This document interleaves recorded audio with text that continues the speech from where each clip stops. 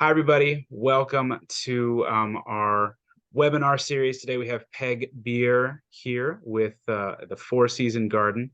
For those of you who are regularly attending these, I'm not Sally. Sally's unable to be with us again today, Get rid of this. but she is doing well. Um, but she'll be back again soon. Don't worry. For those of you who have not been with us before, this is a Zoom a webinar, not a Zoom meeting. So it's a little different from Zoom meetings. So we can't see or hear you. You can just see and hear us, but you are going to be able to ask questions via the Q&A tab that should be at the bottom of your screen. And then you can also ask questions, or if you have any problems, we have a chat function as well, which I'll be starting up as soon as I finish my little spiel here, that you can also type in questions. Peg will be taking questions at the end of the program. And if you don't get, we tend to get a lot of questions. So if your question does not get answered, feel free to reach out to us through our website, contact us form, and we can get those questions answered. I think that's about it for my spiel.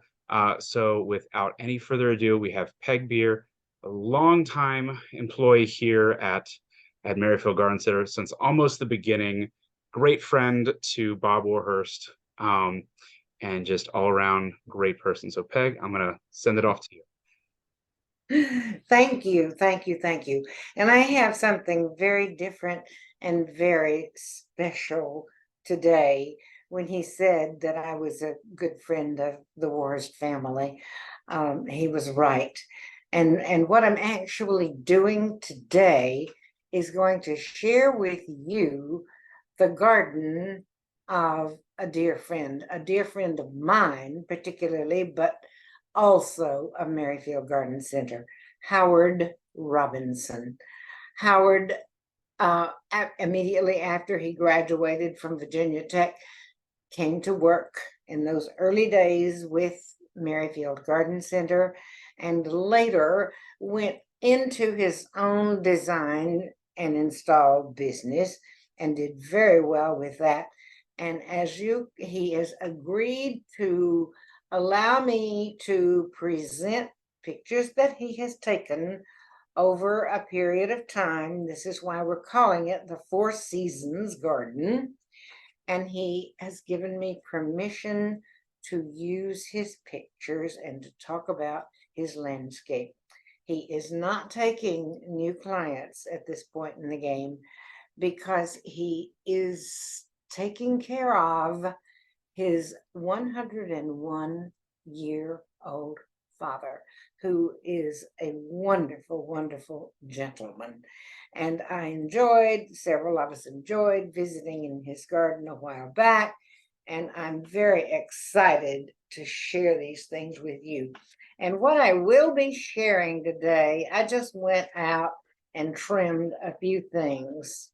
And if we have the time, we'll talk more about them later. But it's all about layering with this garden, but it should be with any garden. And it's about textures and colors and contrasts.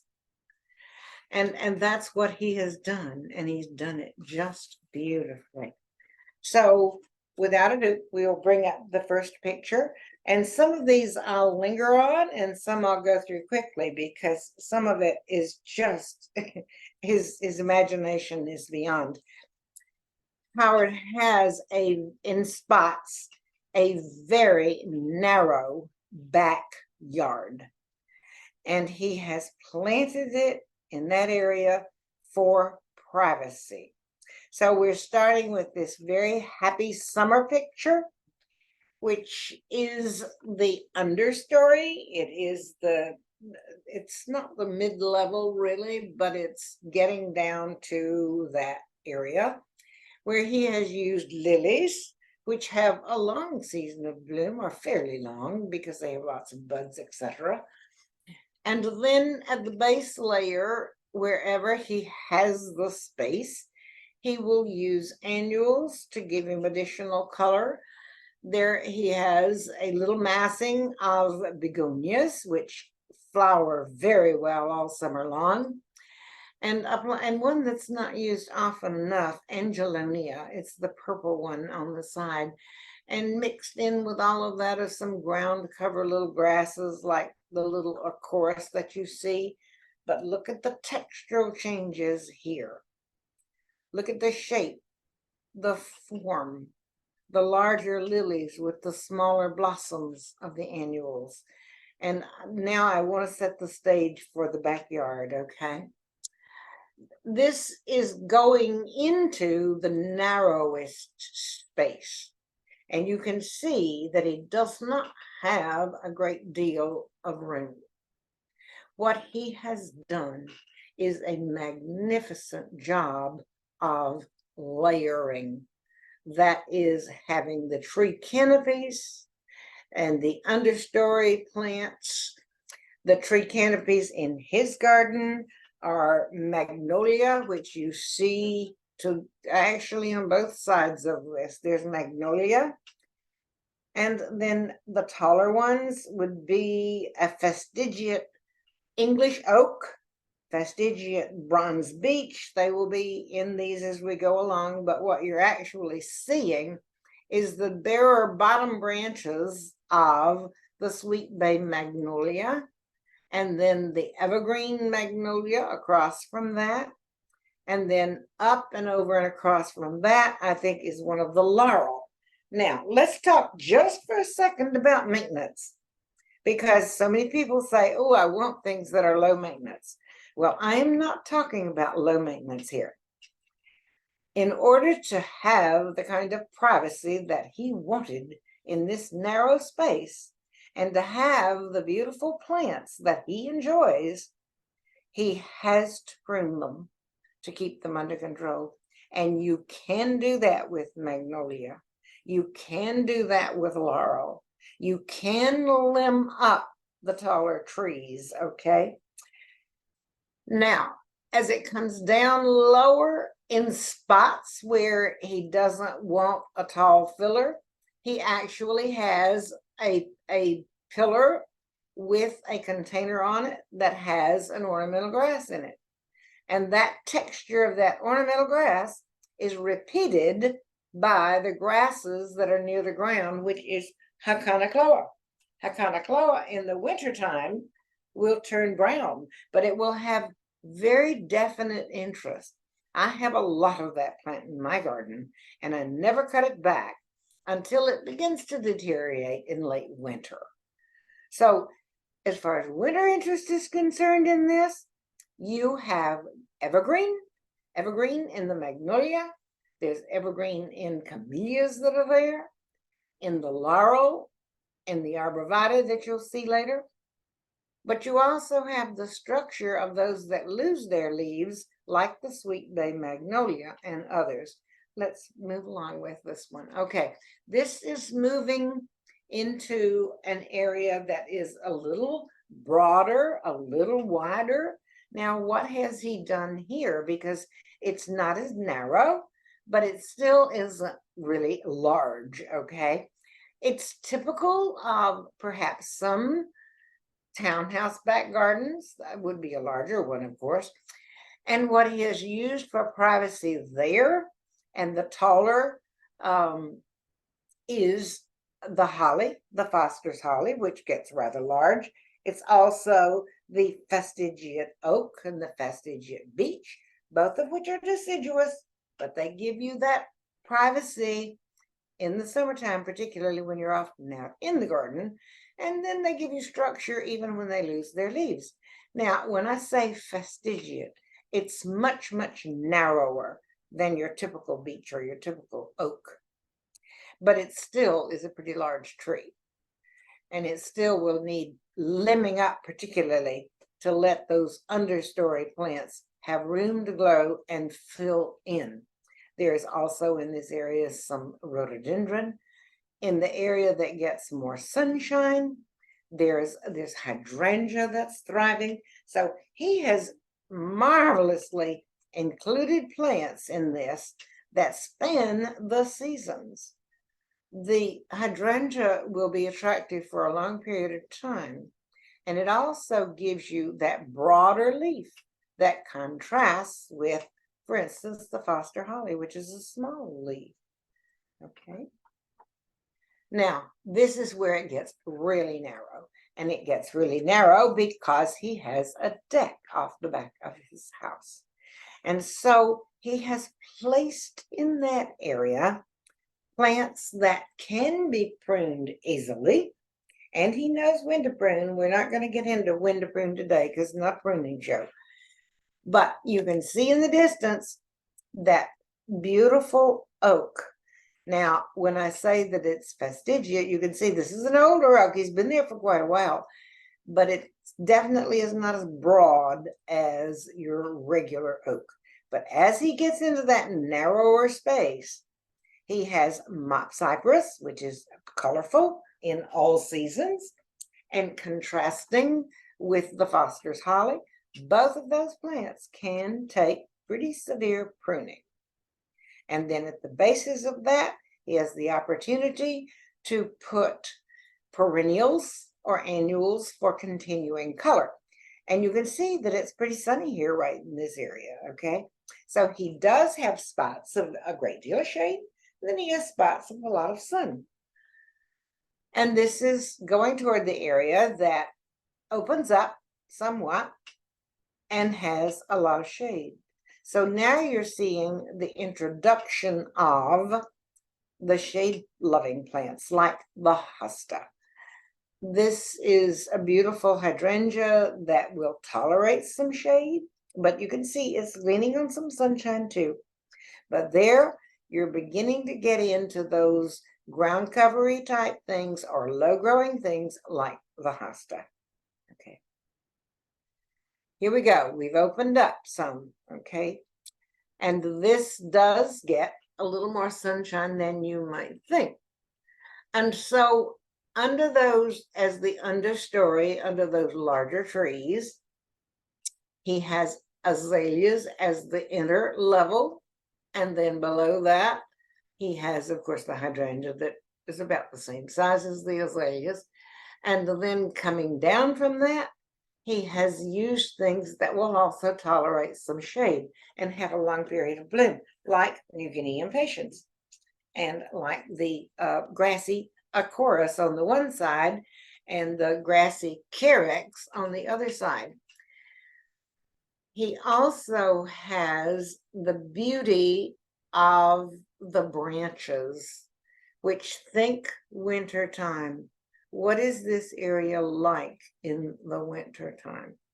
You have enough evergreens in it to carry it through gracefully, and yet you've got the beauty and the structure of the trees that are deciduous. And that is the case with the crepe myrtle, because he has limbed it up so that you can see the beauty of that particular plant. And now, as we turn that corner, we're walking through the backyard and we're turning that corner now. And there's periods of this on the one end that's a little bit sunny, on the other end that's a bit sunny, but right in that center area, it's pretty shady. And that's an area where he has used a lot of fern, a lot of carex, a lot of hosta, which gives him interest through the seasons. And he has used also containers within the garden that gives him color. Pansies at the appropriate time, changed to annuals, changed back to pansies and chrysanthemums, that sort of thing. He has that. Now, do notice one thing. He is a plants person. He has a narrow space. He has a small space, relatively speaking. It's far bigger than a townhouse garden, but it's not a huge space in the backyard, particularly. He has not used one plant of everything. He has done a lot of repetition, and that's necessary to have cohesion within your design. It's one thing to be a plants person and want every plant on earth, but you don't need to do that. You need to do some repetition. Okay. Now, let's go to the spring season. In the very front, and his front yard is much larger. Near the road, he has an area that it gets cut back. It has some ground cover things in it. But at this particular time, he is featuring pansies and bulbs. And we'll go through the bulbs thing a little bit quicker. You can see on that bank, he's got a lot of bulbs in bloom. Let's just run through these quickly. Okay, stop for just a moment. All right, you're seeing pansies here. And not too clearly, unfortunately. You're seeing kale, the whitish thing there, and there's also a burgundy one, are kale. Kale can be put in the ground now. It will go through the winter and be attractive with the pansies and violas again in the springtime. And it is set off by the background of the boxwood. Now, he trims his boxwood, and so of course it's kind of a formal look right here, okay? And again, maintenance. Now, I wanted to show you, because I will be showing you a lot more of his imagination with things in the garden. And he has an orb there that is lit. And it is in the center of his helleborus, which are a big deal because they begin to bloom often in January. So that's your winter thing. January, February, March, and going into April. And there's also coral bells there, which gives you a lot of color even in the winter time. Here are a beautiful variety of helleborus that I do enjoy.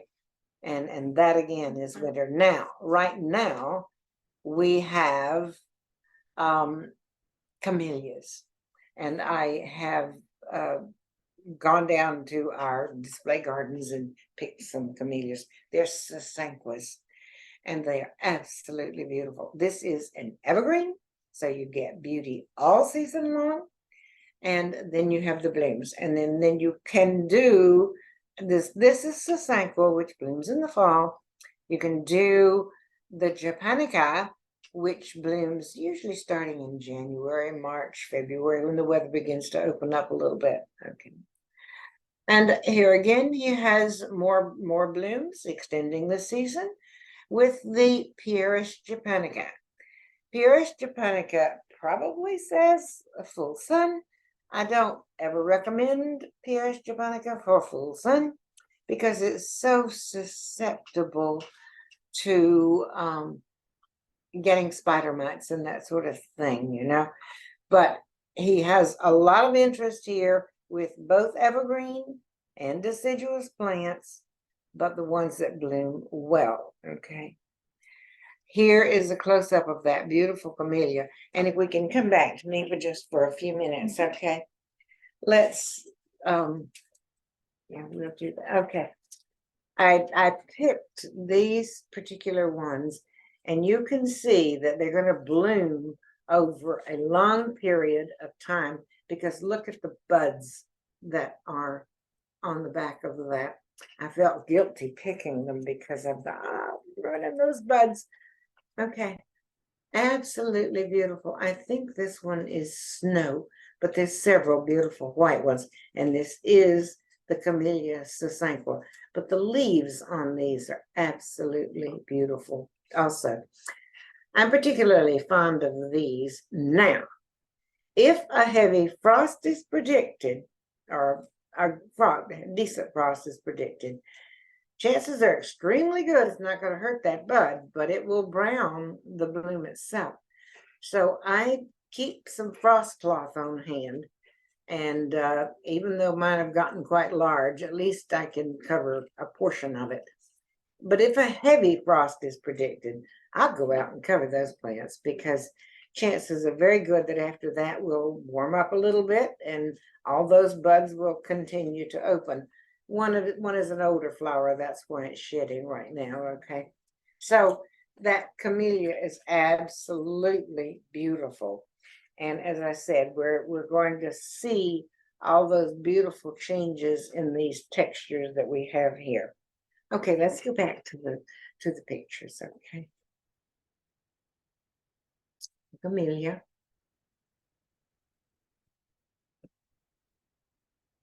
And there we saw earlier that this is a nighttime picture of one that we saw earlier, because his orb is, he lit it and it's just beautiful. That's just outside his deck, his patio area. And it really comes to life, because when it's lighted like that, you can enjoy the outside so much, you know. They're here again. A little, you can see a little bit better that whitish tail, which is repeated with the white of the viola, and is very interesting. I thought that was quite appealing with his little orbs that he has tucked into the garden. There, now we can see it much better. Okay. So there, the white is the kale, and then the gazing balls. Oh, I love the gazing balls. I have them also. Yes, you'd think they're really fragile. They're not really as fragile as they look. And they're beautiful out in the garden and very reflective. I like that also. But I love that small grouping. He has violas, he has pansies, he has the kale that has gone through the winter, and then it's just going into spring, because I see the blossoms of the phlox, the little phlox that is the ground cover there.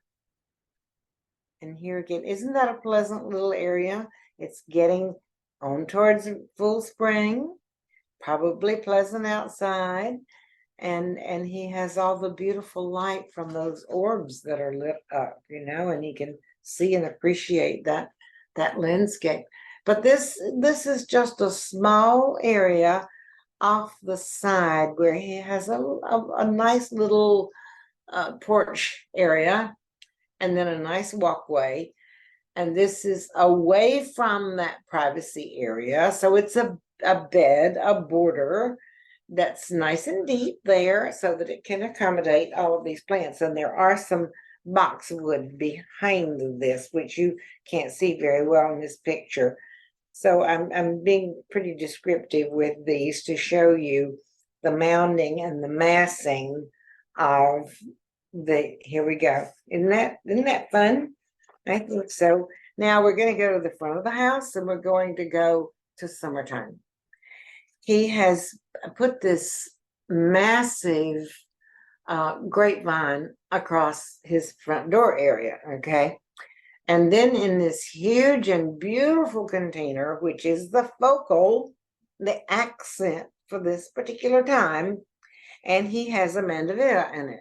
The mandevilla will bloom all summer long until frost takes it out. And in front of that, he has masked it with a lot of annuals that will give him a lot of summer color. This is an area where he had a lot of those bulbs. So he has all the bulbs there for the spring.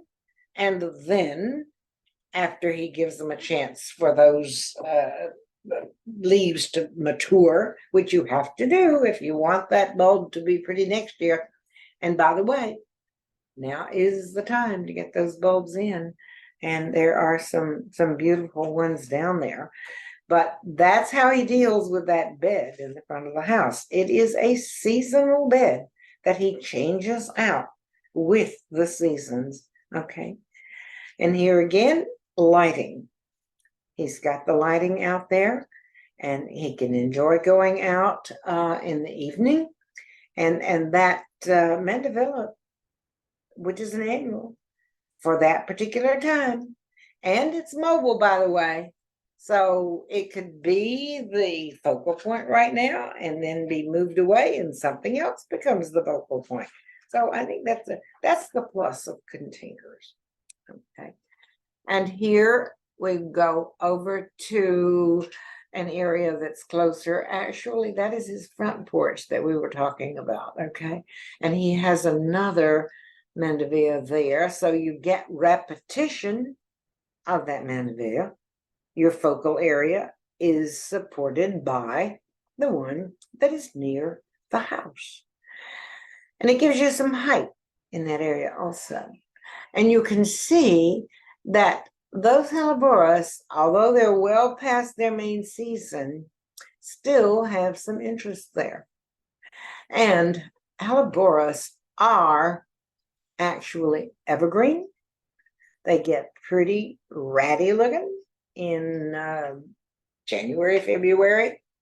But just when I begin to see the new growth coming up, which is going to be the flowers, is when I go out and trim away all of the foliage that does not look good. And then you can see the new foliage coming and those blossoms. But now we have gone with the mandevilla, I'm going to say gone into May. And still you see the presence of that Helleborus. Now, there are a few sterile ones on the market, but most of the Helleborus will crossbreed, and I have them all over the place. They're very promiscuous. And you never know exactly what that cross is going to be, but I've never met one that I didn't like, and I have quite a few. Okay, here is a little bit closer view around that mandeville. And he's used coleus. I think it's coleus in that. Could be a variegated New Guinea impatiens too, but I believe it's coleus. And then there's a repetition of shape, repetition of form. This is repetition of color. You have the same color in that coleus picked up by the color in the coral bells. So it's that kind of repetition that can make a landscape special. Then you've got a complete contrast with the annual that is in front of it, okay, which I think may be Angelonia, okay. Now, a closer look as we go deeper into the summer and more things come along. This is, remember, the area where he has bulbs. And now look what's going on.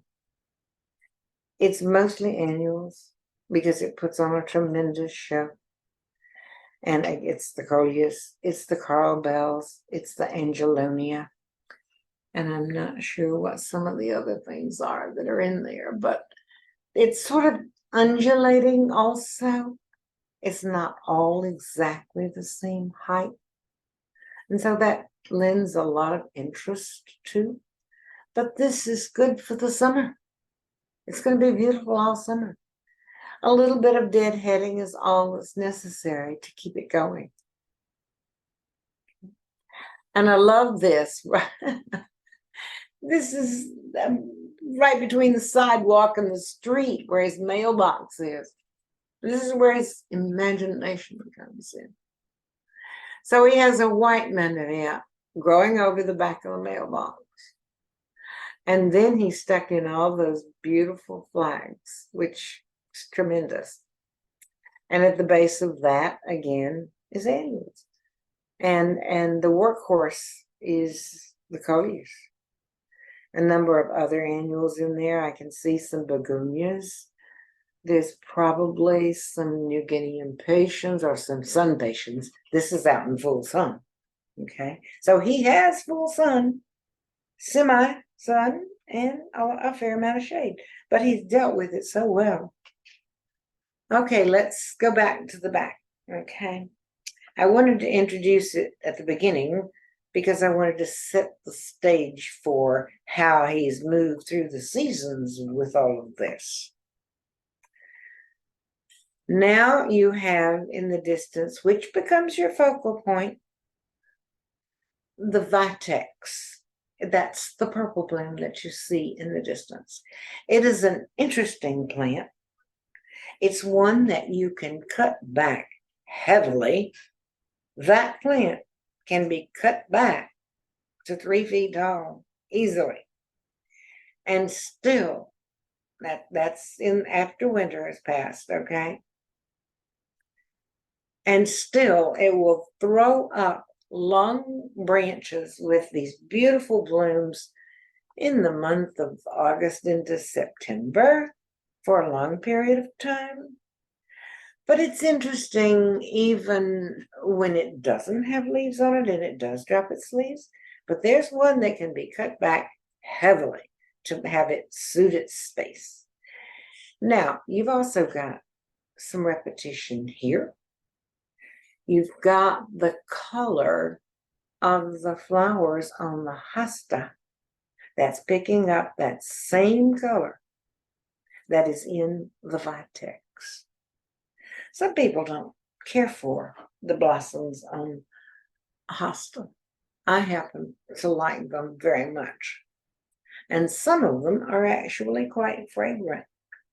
And I love the changes of color. And I actually picked, let's come back to me for a second, and then we'll come back to that photo. I actually went down and picked a couple of the hosta. I didn't clean them up either. Okay, the broader leaf. Forgive me, I should have washed this off. The broader leaf, the smaller leaf, and then there's even a smaller one. I love to coordinate the colors. There's a great contrast here with the deeper green and the lighter tone. It's a nice yellowish look without screaming at you, but it's beautiful to plant these big ones. And then off to the side, a smaller one. You can even go down to the really small ones. All right, you've got a grouping of beautiful hosta here. What complements that? Nothing much better than fern. And there's different kinds of fern. Difference in the texture here, in the form of this plant. And the green certainly complements that. Okay, let's keep adding to this. What is going to complement that? Let's bring in the grassy thing. This gets to be about 2.5 feet. Let's bring that in. Now we have a tremendous change in texture and form. But we're still picking up the color because we've got the repeat of the green and the tiny touches of gold that's in there, golden yellow. Okay. Now, if you wanted to, and poor little baby, I didn't put him in water. If it's in deep shade, we are back to using the impatiens.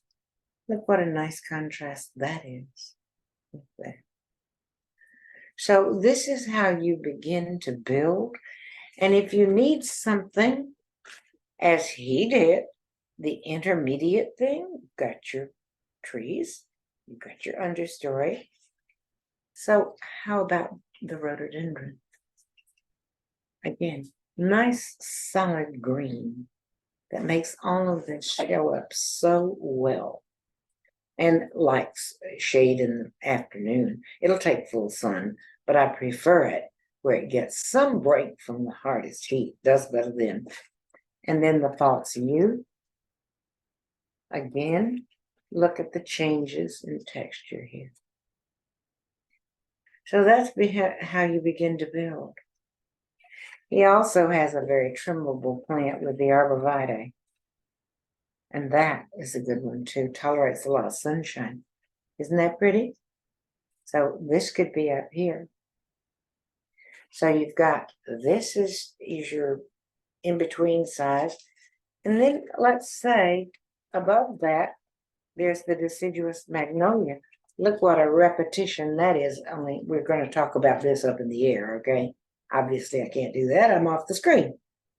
So there. Repetition in size of leaf. Little change of color. How about throw in the burgundy? Isn't that pretty? All right, let's see what I can hold here. This is way up high. way up high. I think I kind of like that. Changes of texture, changes of color, but repetition of color. Oh, I'd have to add another one that's repetition of color. And this one will grow in full sun or part shade. And here again, I prefer it in part shade. It isn't quite as gold. It's more gold in full sun. Osmanthus goshinki. Can you see the little bloom that's on it? It's incredibly fragrant at this time of the year. This isn't a fragrance that you have to bring to you and smell either. On a warm day, it comes to meet you. I love it. I love working near this when it's in bloom. But look again, that is a color pickup. It is evergreen, and it's that middle story for your plants. Let's go back to that particular picture. There we go. Okay, you see what a marvelous job he's done with that? He has the arborvitae there, which is very trimmable. He can trim his magnolia.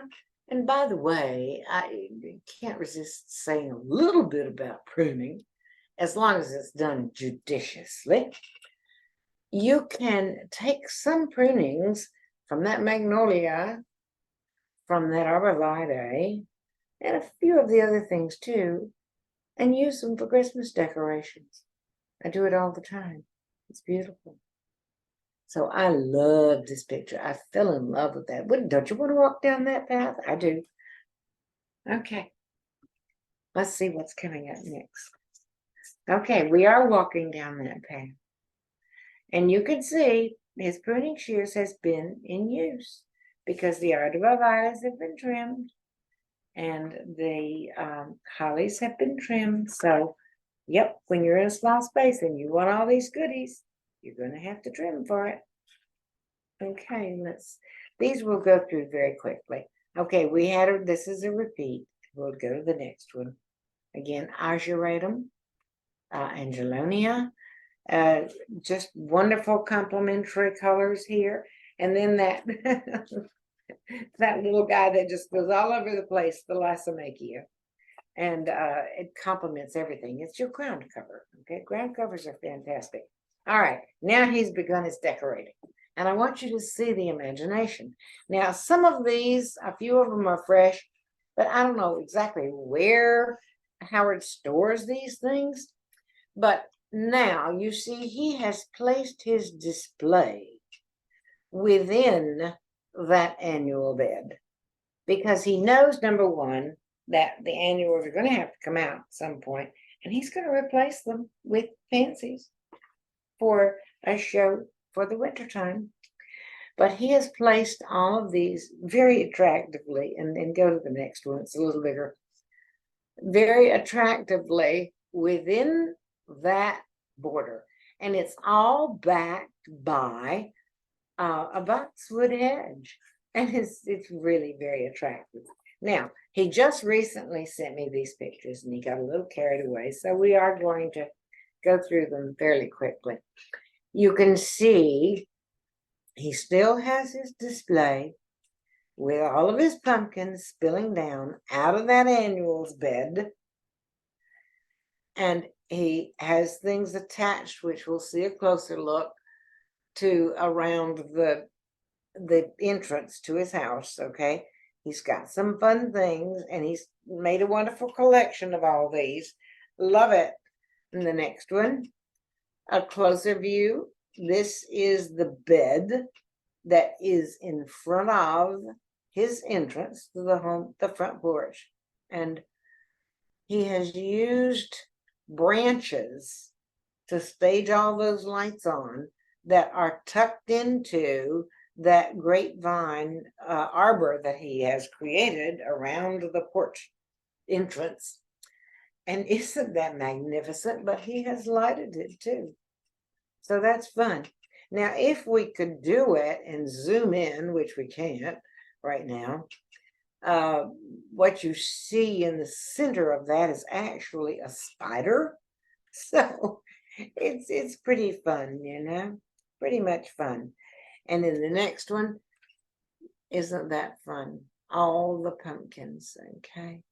Now, I do think some of these are artificial that he keeps from year to year, but he has staged it in such a fun manner. I just love it. Okay. And a closer view, he's used lights so effectively, and the branches.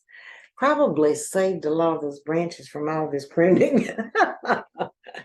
And the next one. I'm just showing you all of these because I think it's so cleverly done. He's put all those branches in there and it's really neat. And the next one. Yeah. Oh, maybe you can determine in this one the spider.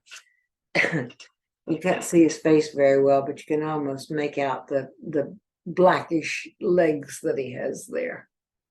That's really neat. Okay. One. And the next one. I think there's one more.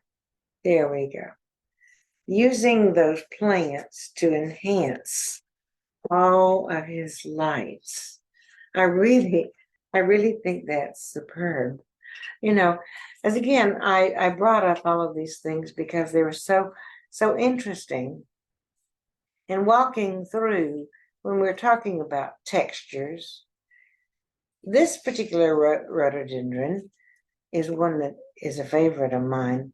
It's the Yaku series, okay, Yaku Kumensis or some such thing. I call them the Yaku series.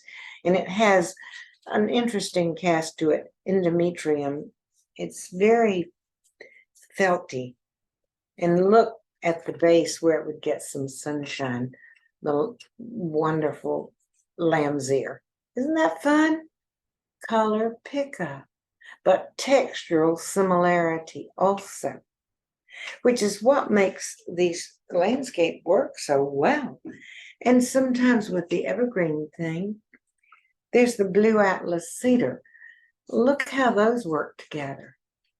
Wouldn't that be pretty if this were your upper level, this dropped to your center level, and then what for the lower level? Well, you've got some shade, got some introduction here of other things. Okay. Beginning to bring in, again, some differences. Now we've got a slightly different color palette going on here. So it's a lot of fun to play with all of these things. And that's what it's all about, is the texture and the color, etc. So as far as timely things are concerned now, contributing to your year-round landscape, you can have containers as part of it. I have in this one, the pansies. I am a fan of the violas too, and I love them mixed. Those violas will come through the winter and just cascade out over this container and be so full. This is kale. I am fond of kale. This is a tall one, and it'll go through the winter, and then it'll send up this tall spike of yellow, tiny little yellow flowers that is just so beautiful and lasts for several weeks. So you have all of that to deal with. And now we've just been gifted with somebody who came up with all these different varieties of the fun gourds and squashes and all that. So that's what Howard has done. He has used all those things as accents. Oh, you can't see this one, so I'm going to bring this up, and then Danny will open it up to questions. This is a kale. Isn't that pretty? Now this is a low growing one, and it's going to stay pretty all winter. And this is my job for the week this weekend coming up, is to change out all of my containers, although some of them are still beautiful. The little hummingbirds have gone south, and all of them were planted to satisfy those hummingbirds, the birds, bees, and butterflies in general, but primarily the hummingbirds. And now I'm going to change them over, and I'm going to use these beautiful, beautiful kale. And I'm going to use those. And then I'm going to use pansies, and violas, and a few other fun things. So it's time to go with the seasons. All right, Danny, are we ready for questions? Danny? Yes, yes, I am here just looking through some of our questions that were asked. For people that had asked about specific plants or that on a slide, we will be sending Peg's notes so you can revisit those and should have the plant list written with them. So that should Yes. anybody. One person did bring up one slide, your second slide, and they were wondering about the name of the lighter grass in the foreground of slide number 2. Well, near the base, slide number 2, near the base, and I don't know if you could go back to that. If you can bring this back up, number 2. Yeah. Oh, it's right at, I don't know if you can continue through that. Anyway, the one at the base is Hakanakloa, and it will be turning brown after a heavy frost. But the Hakanakloa is beautiful, even though it's brown, and it's very graceful. Okay. All right, here we have that slide. So you have it on the right. Well, actually, as I'm looking at it on my left, the lower one is a chorus, Acorus. Gotcha. It We're doesn't actually get not as seeing that tall video. or Kristen, if float. you go And back into then, the share screen, you'll be able to. Right now, we're just seeing Peg and myself. oh, really? We're not seeing the picture. No, not yet. There you Okay. go. Is There, that it? Do we perfect. have it, Danny? That's it. Okay. Okay. On the left in the low area is a chorus, Acorus. And on the right is the Hakanakloa. In the pot on a pedestal is Carex. It's a lighter, greener color. Okay, so hopefully that answers that question. Okay.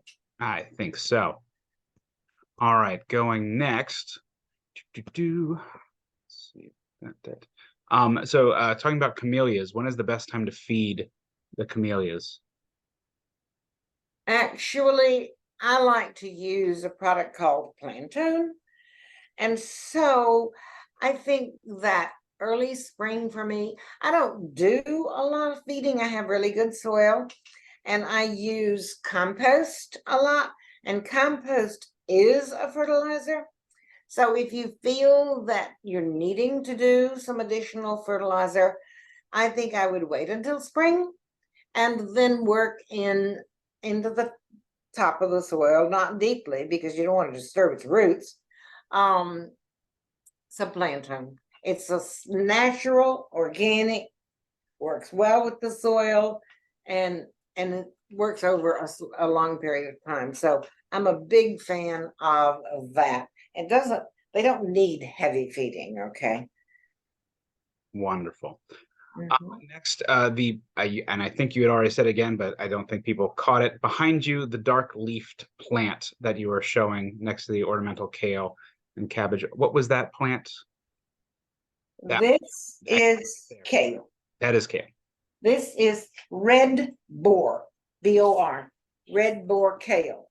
Now, here is a wonderful thing. If you see some that are getting a little leggy in here, kale are like tomatoes.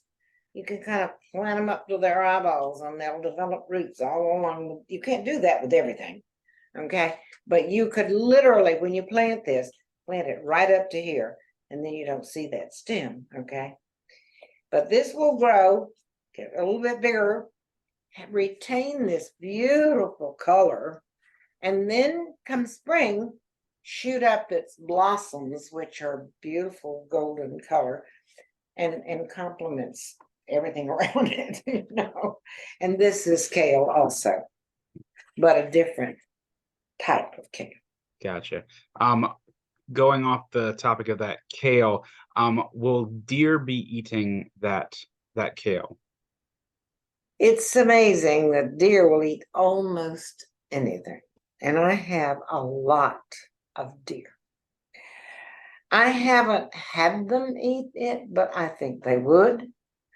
I spray with a product called Bobex, Bobbex. It's all natural. And then they just don't like the taste and they don't eat it. I guess they smell it or whatever. Because, and I think they smell it, so certainly they're not tasting it, okay? Because I can spray an entire bed of hosta. And if I miss one, they seem to know and they find that one.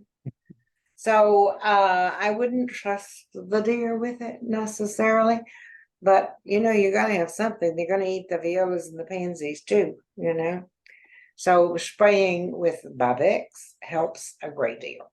Yeah, but you have to do it a couple of times. It's not in the springtime, you have to use it more often because you're getting new growth, which needs to be sprayed. At this time of the year, you're not getting as much new growth as quickly, so you don't have to spray as often. Okay. Now, I'm hoping that those deer that love to come to my garden will eat some of the acorns that I've got. Have any of you noticed that it's a banner year for acorns? And I have spent a fair amount of time maintenance. Okay, yes, there is maintenance on my knees with a kneeling pad, raking up these acorns. You can't put your fingers in without touching an acorn. And if you don't get them up out of your flower beds, they're already beginning to pin down, some of them. And they're so hard to get up in the spring because when you pull one up, the root is already this long. And so it's a lot easier, time consuming, yes, but it's a lot easier to get them up now than it is to wait until spring. And you don't want to do that. Okay. Okay. Anything else that we've got, Dan? Let's see. So another person was asking, how can you keep pansies alive in containers during the winter? Well, the size of the container has a lot to do with it. I have had no trouble. Now, I'm not terribly exposed, okay? If this is on a deck in the hot sunshine, maybe there's a bigger issue. But the size of this container, I'm going to guess, is at least 14 inches and at least 12 inches, 12 by 14 maybe. And I've never had a problem getting them through the winter in a container that size. If it's a smaller container, maybe not, okay? But they usually go through fine. Now, they're going to go through some phases. In the deep of winter, when it's really, really cold, they're not going to look this spry, but they're still alive. And as soon as the weather opens back up, then you can begin some very light fertilization. You don't want to fertilize too heavy too early, okay? And they'll pop right back. And it's amazing. And really, the ones that we had planted out beside the road last year, because we did fertilize them and they do like the fertilizer, lasted until I was ready to replace them with annuals, summer annuals, and I hated to pull them out because they were so beautiful, but it was time to put the annuals in. So yes, if the container's a decent size, they should go through the winter fine. Wonderful. Next question is, are there fall blooming rhododendrons at all? I'm not aware of that. There are azaleas that rebloom, and we do have a lot of those, but most of the rhododendrons that I'm aware of, okay, unless there's a new one out there, which there could be, bloom in the spring. Gotcha. All right. Let's see. We had a couple more people ask about that kale. They were wondering if it is just good for the winter or if it is a perennial, and then also if it is edible for humans or if it's just Well, one could certainly eat it unless you've sprayed it with Bobex, and then you don't want to. It is edible, but if you have anything that's beautiful as that is, why would you want to eat it? I would think more garnish, you know. So yes, it's edible. Is it perennial? No, it is not. But it's treated more as an annual. However, I have to tell you, and this is a bit of a surprise to me too, that I have now in the bed beside the road, which is very good soil, and I do spray it. I do have it's not the red boar, but one that's similar that has been there for 2 years. And can we credit that it was a fairly mild winter last year? We did have some deep freeze only for a couple of days, but no, this is its second year, and it's sprouting out from the base, and it's beautiful. So, but it's not a perennial. Okay, that's just a fun happenstance. Okay. Wonderful. Next is, what would be the best way to protect a camellia from frost? Well, I do, as I said to you, it's absolutely beautiful right now. And if next week we have a light frost is not going to hurt it, but a heavier frost will brown the blooms, and I'd like not to do that. We have frost cloth. I'm sorry, I should have brought some up here. It's white. Sunshine goes through it. Rain goes through it. You can even use it to cover your containers if you want to have them last a little longer. You can cover your lettuce if you want it to last a little longer. It's fantastic. And I will go out there and throw it the best that I can over at least some of these camellias. Some are too big for me now. And I'll actually tie it down. I mean, how do you attach it, you know?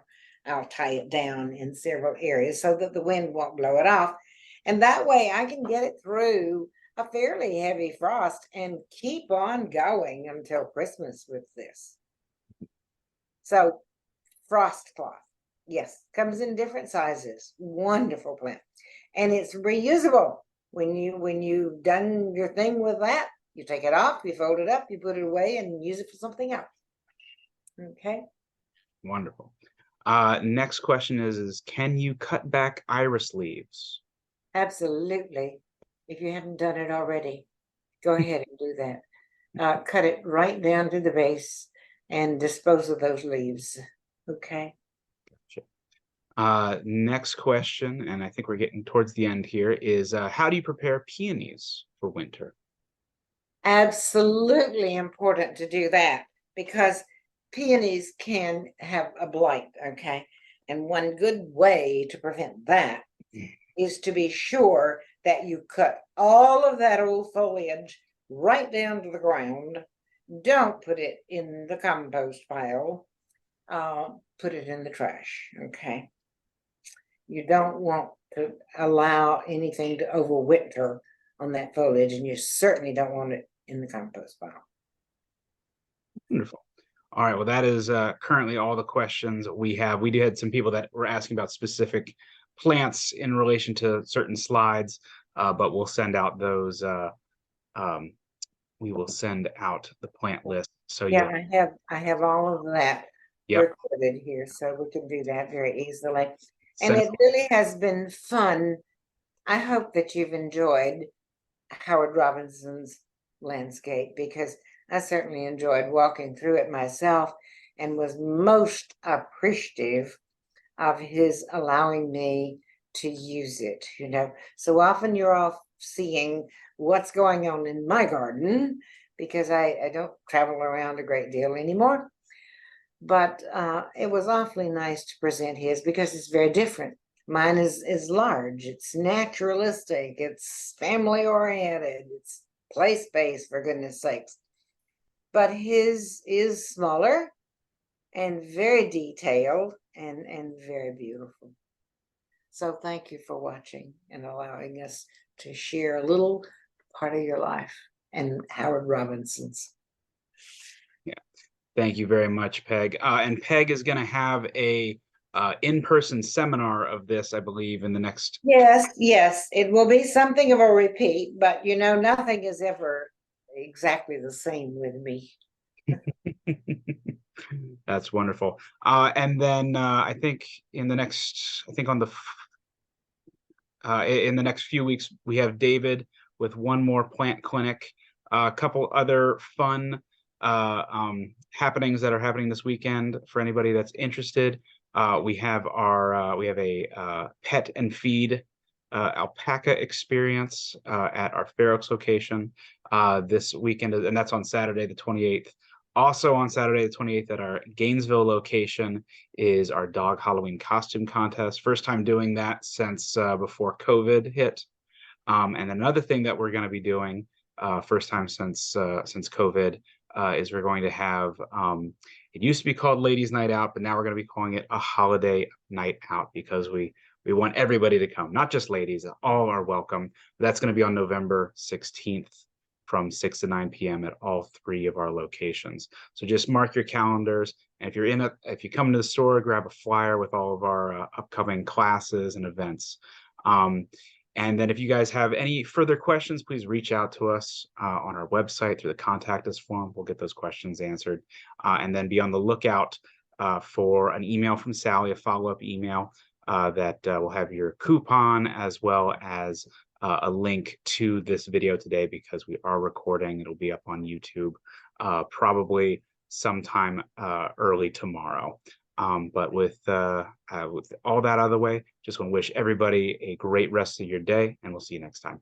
Bye-bye. Thank you, Danny. Thank you.